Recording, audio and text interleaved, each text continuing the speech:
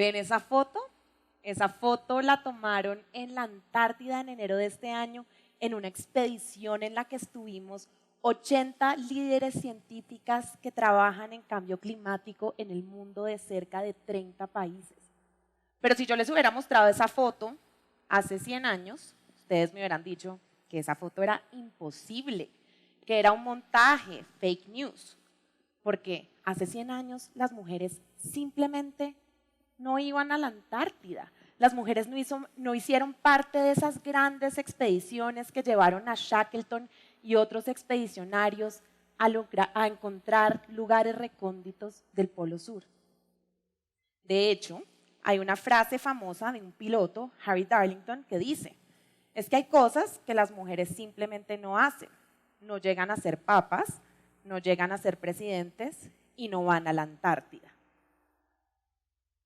Afortunadamente, Harry Darlington no estaba en lo cierto. Hoy en día hay más de 20 mujeres que son cabeza de Estado en el mundo, entonces sí llegan a ser presidentes, y la foto que ya les había mostrado también demuestra que las mujeres también vamos a la Antártida.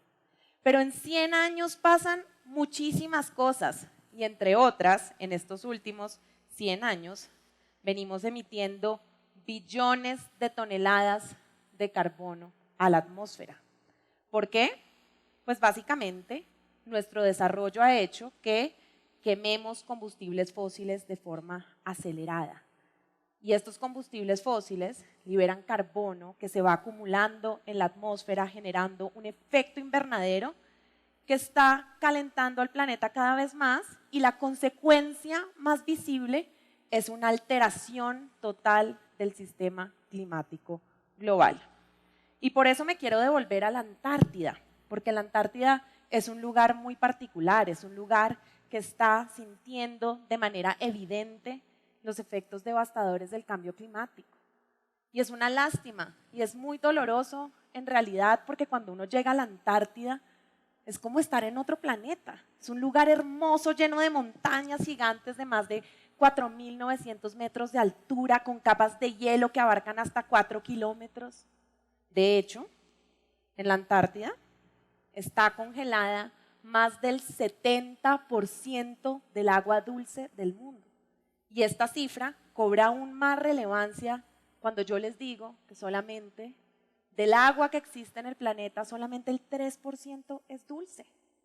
Entonces, este continente de hielo es nuestra reserva de agua.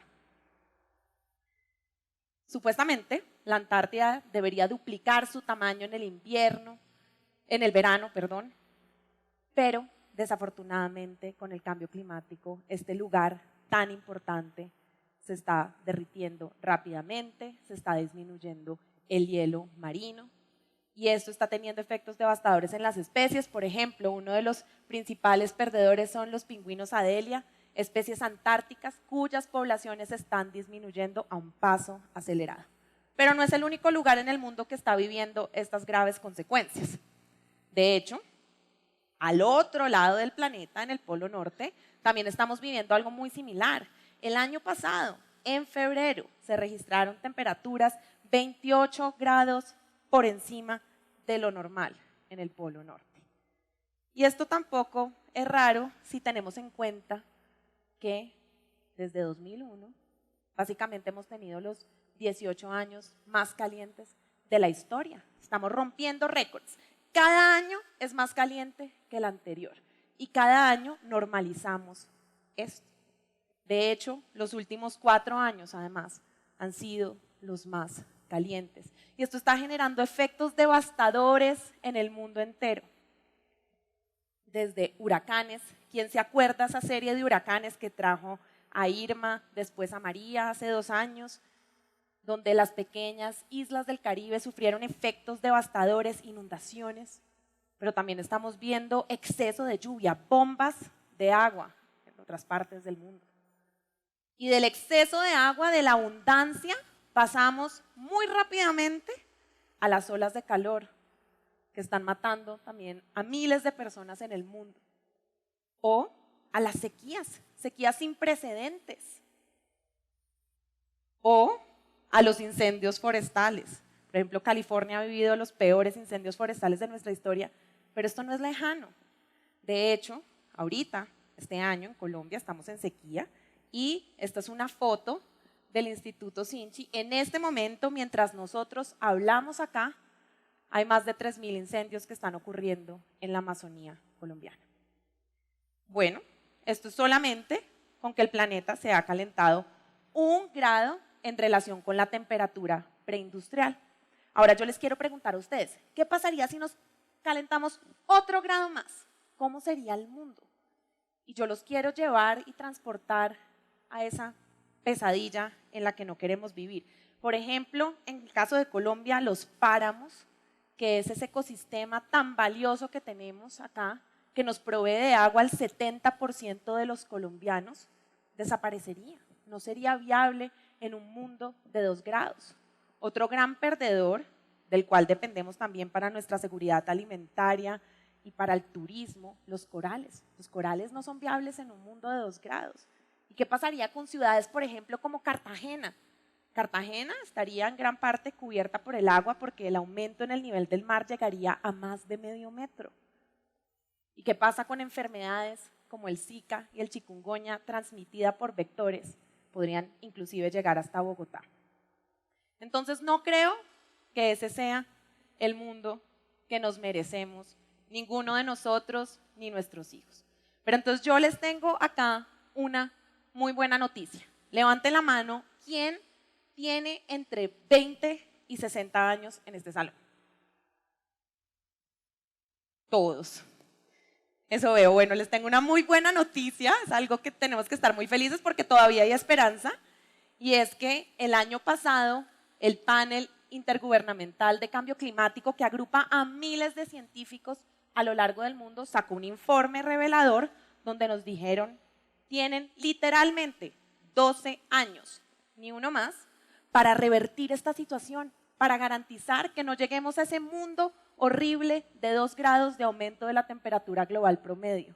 Entonces, ustedes y yo, nosotros somos la última generación que le puede hacer frente al cambio climático. Y 12 años ustedes van a decir, eso pues no es mucho, eso son 3 gobiernos presidenciales de Colombia. No es mucho, y la verdad es que es una carga muy pesada, ¿no? Solamente tener 12 años para cambiar este panorama. Y lo es, y yo la verdad no les voy a quitar esa carga, la carga se queda. Lo que sí voy a hacer es darles una herramienta que yo creo que nos puede ayudar a que esa carga la llevemos juntos de una mejor forma. Les voy a dar un regalo que nos va a permitir hacerle frente al cambio climático y salir victoriosos en estos 12 años. Esto es el optimismo testarudo. Yo soy una optimista testaruda. Y esto es una lección de vida, porque tenemos que pensar que sí se puede, que sí es posible revertir el cambio climático. Esto no nos va a asegurar el éxito, debo decir, pero sí el buen comienzo. O díganme ustedes, qué gran empresa en la historia de la humanidad, qué gran victoria ha empezado con pesimismo. Ninguna. Entonces, el optimismo testarudo es una lección para definir que sí se puede, que esto es un reto al que sí no le podemos medir y sí podemos lograrlo en 12 años. Y ahora los quiero remontar a 1962. Está John F. Kennedy en un estadio en Texas, rodeado de miles de personas, diciendo lo siguiente: decidimos llegar a la luna en esta década, no porque fuera fácil, sino porque es difícil, pero es el reto que nos propusimos, que no podemos posponer, y es el reto que vamos a ganar. Bueno, ¿qué pasó 7 años después? 7 años después estaba Neil Armstrong pisando la luna, muchos de ustedes quizá lo presenciaron, marcó la historia de la humanidad. La misión Apolo duró 12 años, en los que alinearon a todo el mundo para llegar a la luna, que era algo que parecía imposible. ¿Será tan imposible hacerle frente al cambio climático, tan imposible como llegar a la luna? Yo creo que John F. Kennedy era un optimista testarudo. Pero les voy a presentar a otra gran optimista testaruda. Esta es Cristiana Figueres, que es una de las mujeres que fue con nosotros a la Antártida. Y Cristiana Figueres asumió las negociaciones de cambio climático en 2009 cuando todo el mundo pensaba que eso era imposible, que nunca, jamás en el mundo se iba a lograr un acuerdo global de cambio climático. La prensa estaba en contra, los países no se ponían de acuerdo. Y adivinen qué pasó 6 años después.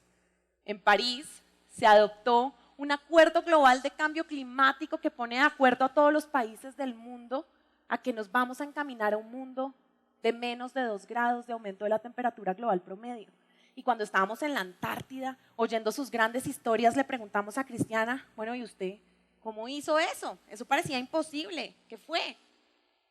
Nos dijo, todos los días me levanté a trabajar con optimismo testarudo de que yo iba a lograr este gran reto, porque si no era yo, ¿quién? Si no era ahora, ¿cuándo? Y la verdad es que esas palabras de Cristiana, para mí, fueron supremamente inspiradoras. Optimismo testarudo. Y yo les quiero traducir lo que significa optimismo testarudo para mí. Lo primero es que no nos podemos dar por vencidos. Y lo que nos digan que es imposible, lo volvemos posible. Y acá está la imagen de Greta, una adolescente sueca que está haciendo huelga todos los viernes, no está yendo al colegio hasta que el gobierno no aumente su ambición para hacerle frente al cambio climático, y ha creado un movimiento de estudiantes a nivel global. Nosotros no aceptamos lo que nos dicen que es posible, exigimos más, como consumidores le exigimos más a nuestras marcas, como trabajadores más a las empresas, como electores más a nuestros gobernantes. Lo segundo es que cada día vamos por más. Esto es un camino, son 12 años, no significa que mañana vamos a ser perfectos, pero que en este camino a ser cada vez más sostenibles, todos los días nos exigimos un poquito más y no estamos contentos con los resultados. Y lo tercero, y quizá lo más importante, es que acá la unión hace la fuerza, porque yo puedo estar acá sola, insignificante, dándoles un discurso sola, quizá no llego muy lejos, pero juntos todos somos invencibles, juntos no nos para nadie, juntos le hacemos frente al cambio climático y a cualquier otro reto que nos pongan en el camino. Y bueno, no va a ser fácil, les digo, estos 12 años no van a ser fácil, va a ser quizá tan difíciles como pasar por el pasaje de Drake. De regreso de la Antártida nos tocaron 2 días pasando por el pasaje de Drake con olas de 12 metros, fue duro, estuvimos bastantes horas en cama, la mayoría nos enfermamos, pero trabajamos juntas las 80 mujeres y luego de los 2 días llegamos al canal del Beagle, donde nos recibieron aguas calmas, un sol resplandeciente, y yo creo que estos 12 años que se nos vienen encima van a ser un poco similares al pasaje de Drake, pero sé que si trabajamos juntos con optimismo testarudo, vamos a llegar a un puerto seguro. Y la buena noticia es que en este caso, literalmente, todos estamos en el mismo barco, porque solamente tenemos un planeta, no tenemos plan B hasta ahora, no nos podemos bajar. Entonces estamos unidos. Y la verdad es que para mí, cuando estaba en la Antártida, una de las cosas que realmente me transformaron fue darme cuenta que yo no estaba sola, que hay muchísimas optimistas testarudas en el mundo como yo, y se las quiero presentar, algunas, no se las puedo presentar a todas, pero por ejemplo, esta es Colleen, ella es una sudafricana que decidió montar una reserva en Mozambique a pesar de que todo el mundo le dijo que estaba loca, y todos los días lucha contra la caza ilegal de leones y de elefantes. O por ejemplo, Bingbing Wang, una china que todo el mundo le decía es imposible que el gobierno abra las puertas, y logró sentar al gobierno chino con ONGs a hablar sobre cambio climático, no se rindió. ¿O qué tal Natalie? Natalie es una joven brasilera que trabajó muchos años en política de cambio climático, después se cansó de la forma como se hacía política en su país, montó un movimiento que puso a cerca de 20 nuevos líderes en el Congreso brasilero y hoy es la superintendente del estado de Paraná. ¿O qué tal Marina? Marina inició su carrera como una líder ambiental a los 9 años y hoy en día tiene una fundación en Argentina que ha capacitado a cientos de jóvenes líderes en el mundo, inspirándolos. O Melania. Melania es una oceanógrafa costarricense que de hecho le dijeron en algún momento de su vida que ella no iba a ser capaz, que no iba a poder hacer su doctorado, y no solamente hizo su doctorado, sino que además se ha dedicado a estudiar la polución auditiva en el Ártico y los efectos que esto tiene con las especies, y hoy está trabajando desde la diplomacia internacional para salvar a los océanos. O Tara, que trabajó muchos años en política de cambio climático en las negociaciones y hoy lidera un movimiento para liberar del plástico de un solo uso a su ciudad natal, Kinsale, en Irlanda. Pero ellas no son las únicas. La verdad es que yo me fui en una expedición a la Antártida con 80 optimistas testarudas. 80 optimistas testarudas que están dispuestas a dar esta batalla. Y no son solo ellas. La verdad es que el optimismo testarudo es contagioso. Y que una vez todos nos contagiamos, somos capaces de hacer cualquier cosa, inclusive hacerle frente al cambio climático. No nos rendimos, hacemos que lo imposible sea posible, no aceptamos un no como respuesta y adicionalmente, no se les olvide esta gran frase, y es que después del último no, siempre viene un sí. Y de ese sí, pende el futuro del planeta. Yo, Carolina García, soy una optimista testaruda. ¿Ustedes qué quieren ser?